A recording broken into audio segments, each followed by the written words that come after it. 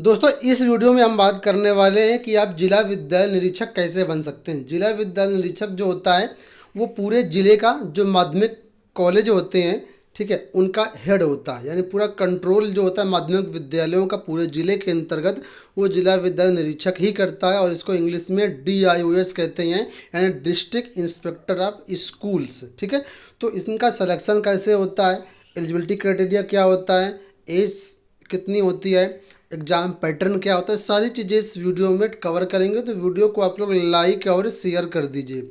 दोस्तों आपको बता दें जो DIOS होती है उनकी जो भर्ती होती है वो PCS के थ्रू होती है। ठीक है, तो इनका सिलेक्शन जो होता है एक तरीके से PCS एग्ज़ाम के थ्रू होता है। फिलहाल इस वीडियो में हम कवर करने वाले हैं कि इसमें एलिजिबिलिटी क्राइटेरिया और अन्य चीज़ें क्या होती हैं।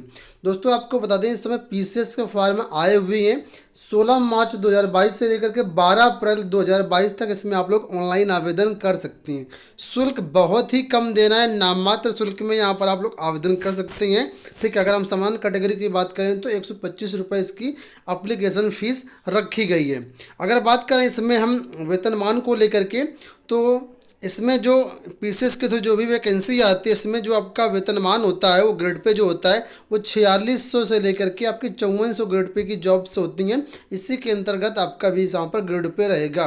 और इस बार PCS के अंतर्गत जो वैकेंसी है ये कुल मिलाकर के 250 पदों पर आपकी वैकेंसी आई हुई है और इसके ऑनलाइन आवेदन इस समय स्टार्ट हैं। ठीक है, अब अगर हम बात करें इसकी शैक्षिक अर्हता के बारे में, तो आपका जो DIOS होता है उसके लिए जो यहाँ पर शैक्षिक अर्हता होती है, देखिए पोस्ट ग्रेजुएट डिग्री मांगी गई यहाँ पर। और यहाँ पर पद भी देख सकते हैं आप लोग, एसोसिएट DIOS या उसके समकक्ष जो कुछ भी पद होंगे वो सभी पदों के लिए आपका पोस्ट ग्रेजुएट डिग्री है। और साथ में जो बेसिक शिक्षा अधिकारी होता है जिसको BSA बोलती हैं, उसके लिए भी सेम यही एलिजिबिलिटी क्राइटेरिया है जो DIOS के लिए होता है, क्योंकि दोनों समकक्ष पद ही होते हैं। BSA के लिए हमने ऑलरेडी डिटेल वीडियो बनाया हुआ, अगर आप चाहें तो उसको देख सकते हैं। तो PG अगर आपके पास है तो इसमें आप लोग आवेदन कर सकते हैं और यहाँ पर DIOS बन सकते हैं। आयु सीमा की अगर बात कर लेते हैं दोस्तों, तो यहाँ पर जो आयु सीमा मांगी जाती है वो कम से कम 21 वर्ष होनी चाहिए। अधिकतम आपकी एज जो है 40 वर्ष होनी चाहिए। बाकी जो रिजर्व कैटेगरी की अभ्यर्थी है उनको ऊपरी आयु सीमा में भी यहाँ पर छूट मिलती है।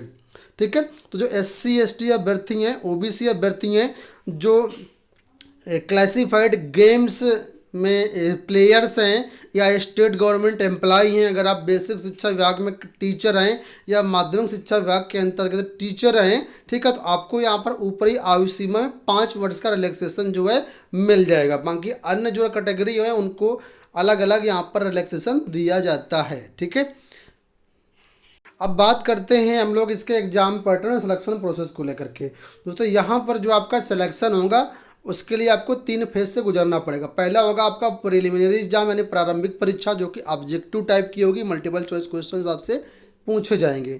दूसरा होगा आपका मुख्य परीक्षा, जिसमें आपको कन्वेंशनल टाइप का पेपर होगा यानी परंपरागत पेपर होगा, यानी डिस्क्रिप्टिव पेपर होगा। ठीक है, और इसके बाद तीसरा जो स्टेप होता है वो आपका यहाँ पर इंटरव्यू होता है। तो तीनों फेज क्वालिफाई करने के बाद फाइनल मेरिट बनती है, उसके बाद यहाँ पर आपका चयन होता है। अब देख लेते हैं प्रारंभिक परीक्षा में कितने पेपर होंगे, कितने कितने नंबर के आपके पेपर होते हैं। जो आपका प्री एग्जाम होगा उसमें आपके 2 पेपर होंगे। ठीक है, दोनों पेपर जो होंगे आपके 200 नंबर का आपका पेपर होगा।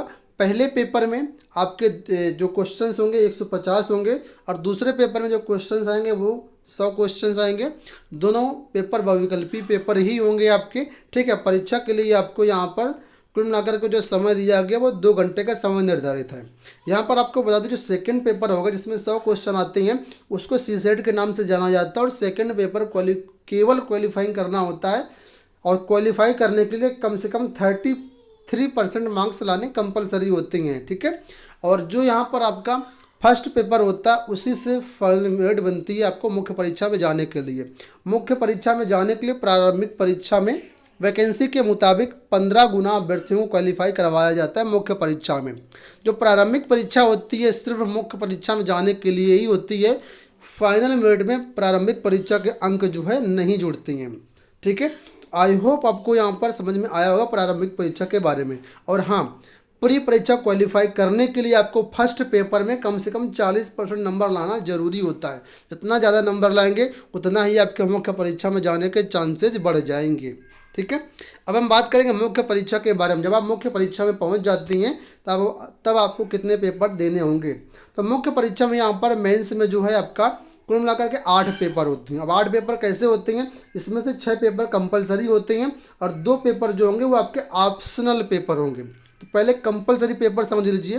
कंपलसरी जो 6 पेपर होते हैं उसमें से जनरल हिंदी 150 नंबर का आएगा, ऐसे 150 नंबर का आएगा, general studies first paper 200 number का, और सेकंड पेपर 200 नंबर का, थर्ड पेपर 200 नंबर का और फोर्थ पेपर 200 नंबर का। ये आपका जनरल हिंदी और ऐसे ये 2 पेपर होते हैं और साथ में 4 पेपर आपके जीएस के होते हैं।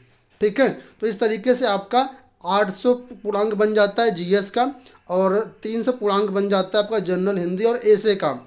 और इसी तरीके से आपका जो ऑप्शनल पेपर होते हैं वो यहाँ पर आप लोग दे सकते हैं।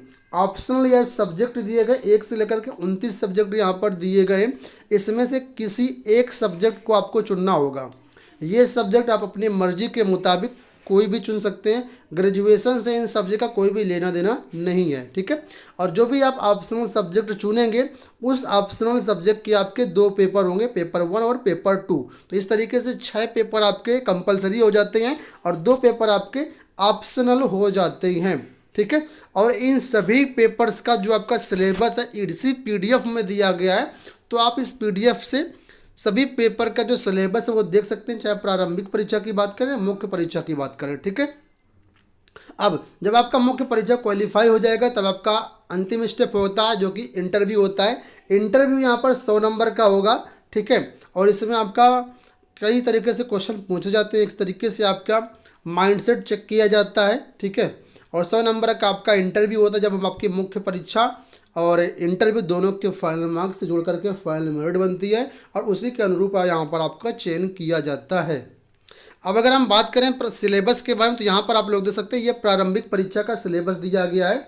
ठीक है, पूरा जो जीएस होता है सारी चीज़ें इसमें आपकी आती है प्रारंभिक परीक्षा के अंतर्गत। ठीक है, तो प्रारंभिक परीक्षा का सिलेबस यहाँ पर आपको दिया गया है।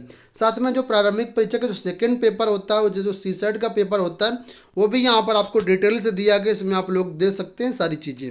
मुख्य परीक्षा के सभी पेपर का जो सिलेबस है इसमें आपको दिया गया है कि किस पेपर में क्या क्या आएगा, कैसे आएगा। तो सारी चीज़ें आप लोग यहाँ पर समझ सकते हैं, पढ़ सकते हैं। और ये जो नोटिफिकेशन है यूपीपीएससी की ऑफिशियल वेबसाइट पर, साथ ही governmentjobcenter.com पर भी अवेलेबल है। इसके अलावा हमारे टेलीग्राम चैनल एबी टेक पर भी अवेलेबल है। डिस्क्रिप्शन बॉक्स में लिंक दिए गए, आप लोग चेकआउट कर सकते हैं। अगर आप यूपीपीएससी एग्जाम को क्वालिफाई करना चाहते हो तो उसके जो प्रीवियस ईयर पेपर है, मॉक टेस्ट है, करंट अफेयर है, सारा का सारा कुछ हमारे एप्लीकेशन पर और वेबसाइट पर प्रोवाइड कर दिया गया। आप वहां से इनको एक्सेस कर सकते हैं। वेबसाइट के माध्यम से एक्सेस करने के लिए आपको गूगल पर जाना और यहाँ पर टाइप करें testseries.governmentjobcenter.com। वहाँ पर जा करके आपको सिविल सर्विसेज पैकेज के अंतर्गत स्टेट पीएससी प्रीलिम्स एग्जाम के अंतर्गत पीसीएस के जो मॉक टेस्ट है वो मिल जाएगा। यहाँ पर ऊपर देखिए सर्च बटन भी दिया गया है। यहाँ पर सिंपल से आप यहाँ पर पीसीएस सर्च कर लेंगे तो आपके पास यहाँ पर देखो ऑप्शंस आ जाएंगे। इन ऑप्शन से आप चूज कर सकते हैं यूपी पीसीएस और इसी पेज पर आप डायरेक्टली आ जाएंगे। वेबसाइट का और ऐप का लिंक वीडियो के डिस्क्रिप्शन में दिया गया है। इस वीडियो में इतना ही, धन्यवाद।